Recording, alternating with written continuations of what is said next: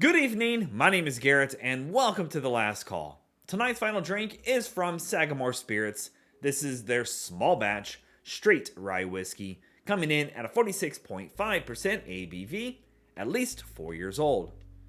So here in 2024, Sagamore decided to release a new bottle to their core lineup.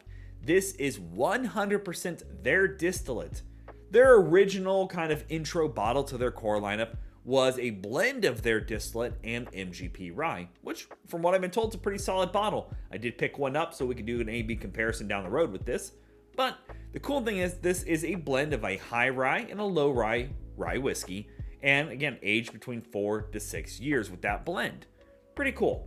And they do call this small batch, and to them, their definition of small batch is done up in 20 barrels. So I do like that kind of little bit of transparency.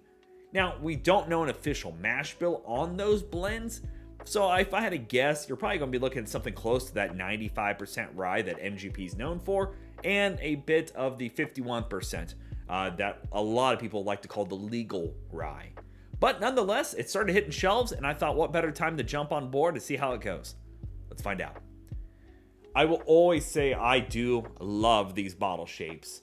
This diamond look to it, really cool. These are heavy bottles too, so I give them credit on keeping that weight because boy oh boy, that's a cost.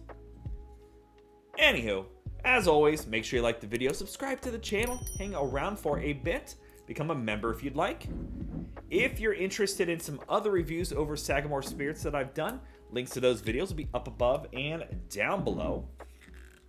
I have done a few. I love their finishing side of things. I have to revisit their double oaked because I think I went into it with the wrong mindset. And I was like, oh, okay, it's not bad. But I hear the double oak is like really phenomenal. So we're going to revisit that one. Beautiful dark red color. Almost orange. I take it back. That is like a orange cocktail. Almost old fashioned colored. Huh. Alrighty. Let's go for notes. Ooh. That's got some ABV behind it. Woo! See if I can spin some of that out of here. That is still very warm on the nose. A lot of ABV. And once you get past that, you're getting those kind of classic rye spiciness. A little herbal. A little medicinal. Nice charry, kind of oaky layer going on. Apple sweet. But it's teetering close to the rye bread notes.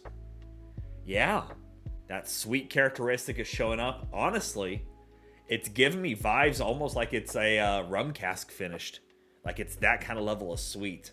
But boy, oh boy, that ABV. I know it's a fresh crack, but man, that ABV is warm on the nose. It is very pungent. I'm trying to get by it, see what else for notes we can find. So it's been a few moments here as I'm really trying to give it the benefit of the doubt. But once I can get by that ABV, I am finding some good craft rye notes. Little waxiness, the herbal, the medicinal. Not really much of a floral, but it does teeter with a lot of beautiful rye bread notes.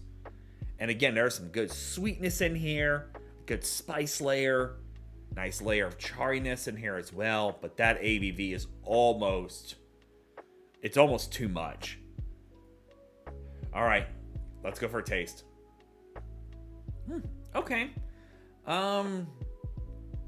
Boy, that's kind of uneventful. All right, I'm going to try to be a little more open here. So, right away, I do get a bit of the rye spiciness. A little herbal, a little medicinal, nice underlayer of oakiness in there. However, there is a bitterness on this palate for me that is almost too much. It's got an ethanol bite to it. Boy, I don't know what's going on here. And this is like a freshly bought bottle from Total Wine. Like it's not been sitting in a shelf baking in the sun, I don't feel like. I do like the rye spiciness in here. It's got that little bit of rye bread notes, which I'm a big fan of. It's a little sweet. Got some nice apple sweetness going on in there. And right about here is when it fell off the planet for me. And it goes bitter and it goes bitey. Like it's not great. I'm going to say it. I'm just going to pull back the veil and say it's not a great sip. Boy, I am confused on this one. This is not what I was expecting coming into this.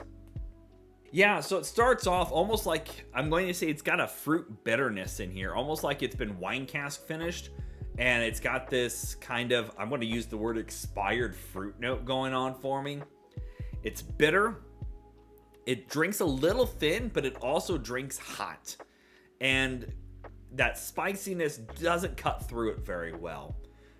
As much as I love the rye bread grain notes going on in here, the rest of it is uneventful. There's a bit of charriness, a bit of caramel, a little pinch of vanilla sweetness in here. Boy, I'm saddened. I'll say that much.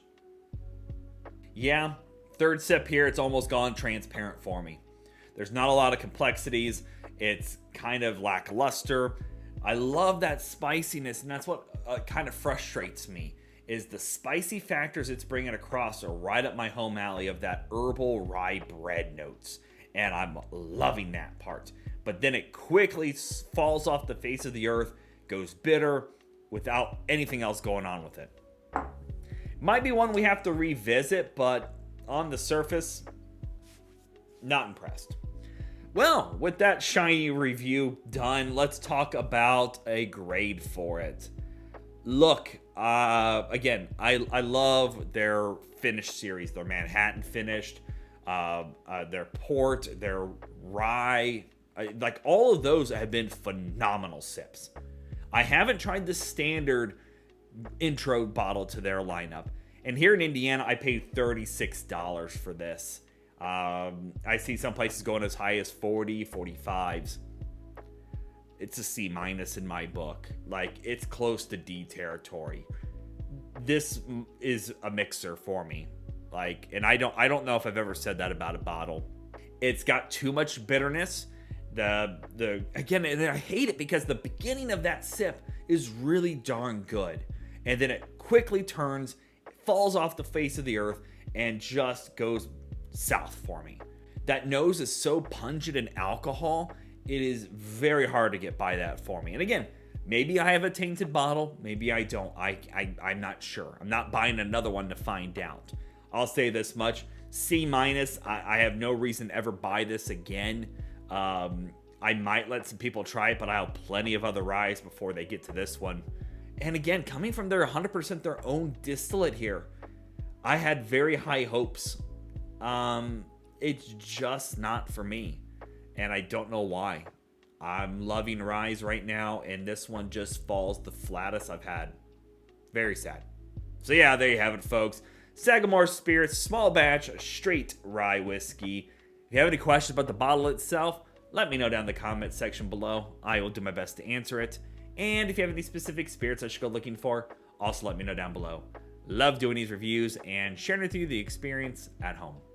And as always, may your last drink of the night be the best one.